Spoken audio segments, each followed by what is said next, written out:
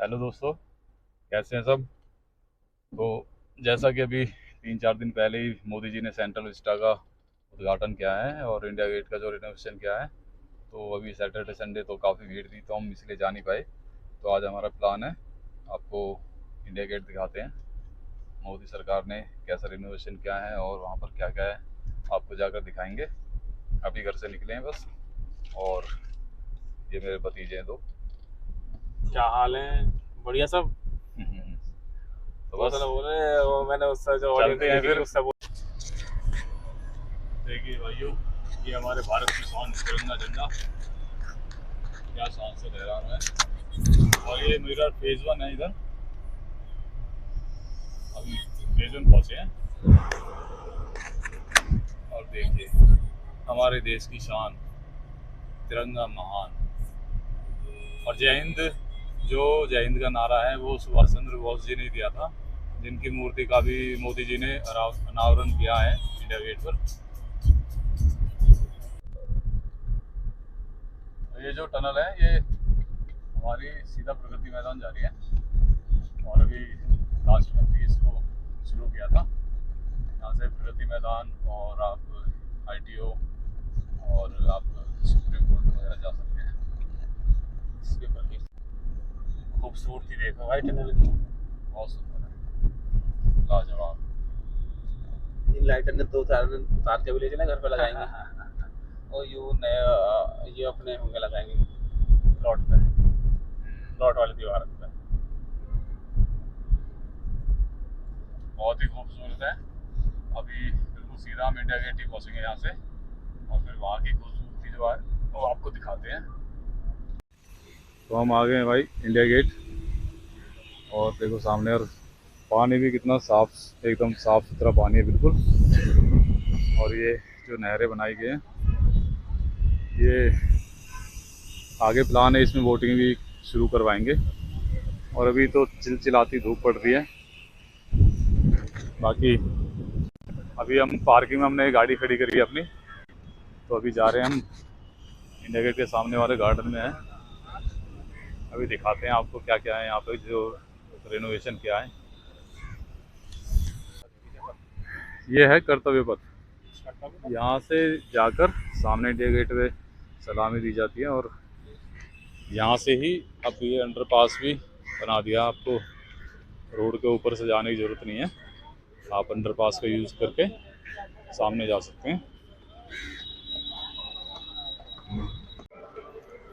ये इतिहास की कुछ क्लिप्स हैं जो बताया गया है कि कब हमारे देश का इतिहास कैसा रहा है, राष्ट्रपति भवन कैसा था, दिल्ली पहले कैसे दिखती थी।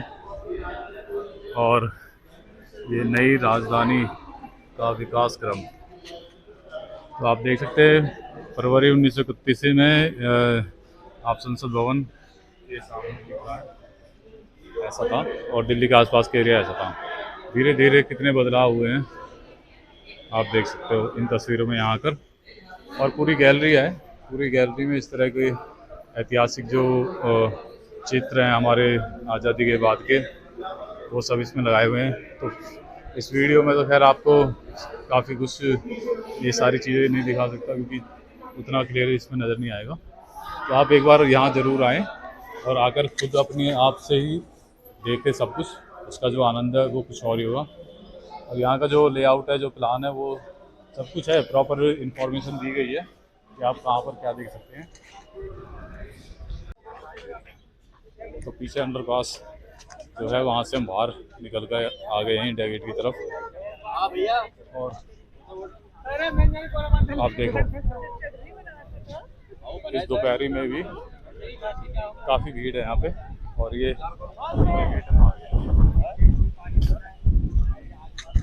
हमारे भारत की शान, हमारा इंडिया गेट आप देखो बहुत ही शानदार है। ऊपर आसमान भी बहुत साफ है। उधर सामने पार्किंग है। और वाकई में काफ़ी काफ़ी बदल दिया है, काफ़ी बदल दिया है इंडिया गेट को, पूरी तरह से रेनोवेट कर दिया है। अभी आप आओगे तो आप देखोगे कि जो पहले जो चीज़ें थी वो सब बदल दी है, बिल्कुल बदल दी है। एकदम अलग से बेहतरीन, बिल्कुल नया इंडिया गेट कह सकते हो आप ये जो देख रहे हो। खैर ये है बिल्कुल सामने।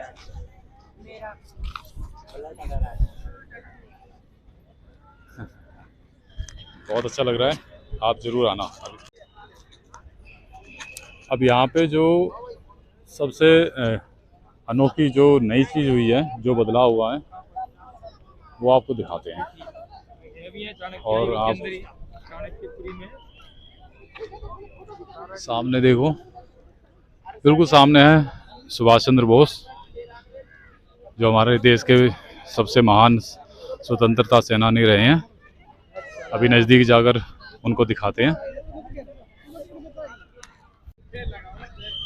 इंडिया गेट का इतिहास तो वैसे आप सब जानते होंगे, ब्रिटिश शासन के दौरान इसको बनाया गया था। और एक ख़ास चीज़ जो सबको नहीं पता होता, इस पे ब्रिटिश जब राज था हमारे देश पे, तो उस समय जो द्वितीय विश्व युद्ध में जो यहाँ के हमारे सैनिक अंग्रेज़ों ने लड़ने के लिए वहाँ भेजे थे यूरोप में, जो शहीद हुए थे वो सैनिक, उनके सबके नाम इस पे लिखे हुए हैं।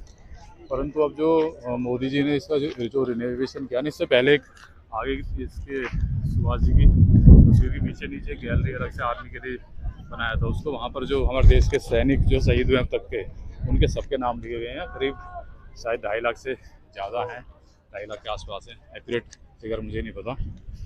चलिए अब हम आ गए हैं नेताजी सुभाष चंद्र बोस की प्रतिमा के बिल्कुल सामने।